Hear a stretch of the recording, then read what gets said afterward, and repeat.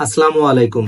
PSC পুনর্গঠন হওয়ার পর 44তম, 45তম এবং 46তম বিসিএস এর ভাগ্যে কি আছে এটি জানার জন্য কিন্তু চাকরি প্রার্থী ভাই ও বোনেরা অধীর আগ্রহে অপেক্ষা করছে।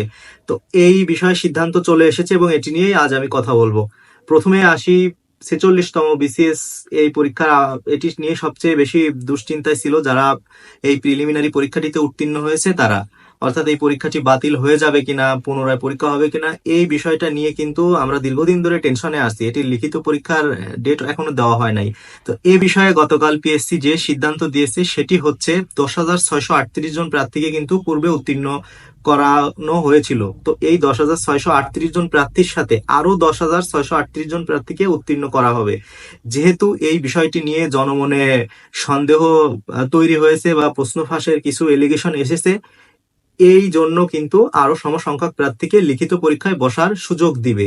তো এই প্রিলিমিনারি পরীক্ষাটি যদি পুরোপুরি বাতিল করা হতো সেক্ষেত্রেও কিন্তু যারা প্রকৃত পড়াশোনা করে এই প্রিলিমিনারি পরীক্ষাটি পাশ করেছে তারা কিন্তু খুব বিপদে পড়তো। কারণ আপনারা সকলেই জানেন যে একটা প্রিলিমিনারি পরীক্ষায় উত্তীর্ণ হওয়া কতটা চ্যালেঞ্জিং। অর্থাৎ যারা প্রশ্ন পায়নি, যারা নিজ যোগ্যতায় প্রিলি পাস করেছে, তাদের কিন্তু এটা বড় দুঃখের একটা কারণ হতো এবং তারা বঞ্চিত হতো। কারণ সে যে দ্বিতীয়বার পরীক্ষা দিয়ে প্রিলি পাস করবে কিনা এমন কোনো নিশ্চয়তা কিন্তু নাই।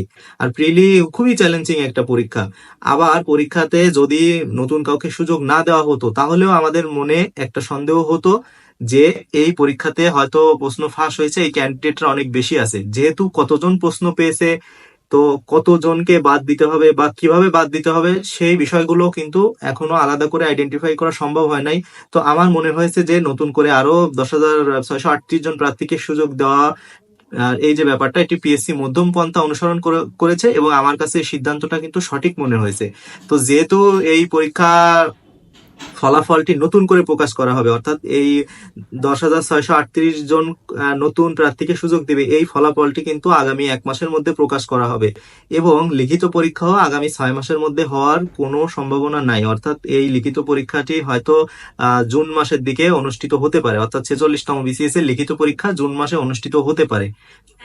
এটা ছিল 46তম বিসিএস পরীক্ষার সর্বশেষ আপডেট। তবে এই বিষয়টা নিয়েও কিন্তু অনেক বিতর্ক তৈরি হচ্ছে। একটা গ্রুপ চাচ্ছে পুরো পরীক্ষাটি বাতিল করে দিতে, তবে আমার মনে হয় না যে পিএসসি সেদিকে যাবে। তবে বিভিন্ন চাপে পড়ে যদি সেদিকে যায় তবেও অবাক হওয়ার কিছু নাই, কারণ খুব র্যাপিডলি কিন্তু বিভিন্ন বিষয়ে সিদ্ধান্ত বর্তমানে পরিবর্তন হচ্ছে। তো 45তম বিসিএস এর বিষয়ে আসি। 45তম বিসিএস এর প্রথম এবং দ্বিতীয় পরীক্ষক লিখিত পরীক্ষার খাতা দেখা প্রায় শেষ করে ফেলেছিলেন, অর্থাৎ দ্বিতীয় পরীক্ষকদের কাছে খাতা ছিল, তারা কিন্তু খাতা জমা দিচ্ছিলেন।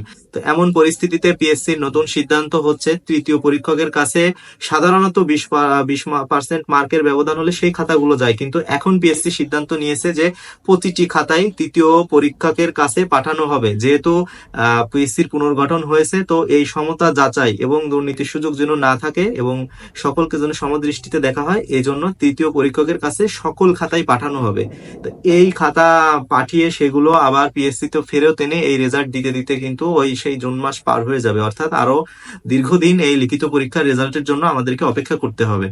এখন আসি 44তম বিসিএস নিয়ে। 44তম বিসিএস এর 3,930 জন প্রার্থীর ভাইবা কিন্তু অনুষ্ঠিত হয়ে গিয়েছিল, জেনারেল ক্যাডারের প্রার্থীদের ভাইবা আর কি। তো বর্তমানে এই 3,930 জন প্রার্থীর ভাইবা পিএসসি সম্পূর্ণ বাতিল করেছে। অর্থাৎ পুরো 11,732 জন প্রার্থীর ভাইবা একদম প্রথম থেকে অনুষ্ঠিত হবে।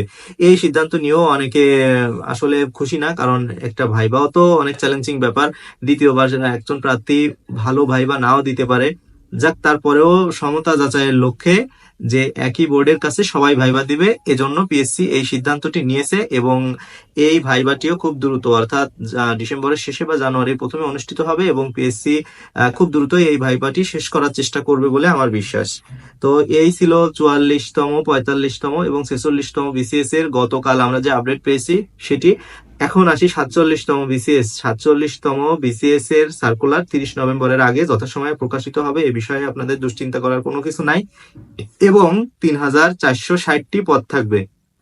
স্পেসিফিক পদ সংখ্যা আমরা সার্কুলার প্রকাশিত হলে জানতে পারবো।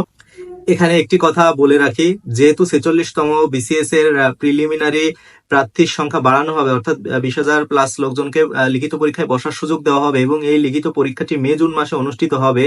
অতএব 47তম বিসিএস এর প্রিলিমিনারি কিন্তু 46-এর লিখিত শেষ না করে নিবে না, অর্থাৎ আপনারা আরো বেশি সময় পাবেন। 47-এর প্রিলিমিনারি এর পরীক্ষাটি অবশ্যই জুন মাসের পরে অনুষ্ঠিত হবে। তো হাতে যথেষ্ট সময় আছে, আমি এই বিষয়ে 47তমের পূর্ণাঙ্গ প্রস্তুতি নেওয়ার জন্য ভিডিও তৈরি করব। আপনারা সবাই সাথে থাকবেন। সকলের জন্য শুভকামনা রইল। ধন্যবাদ।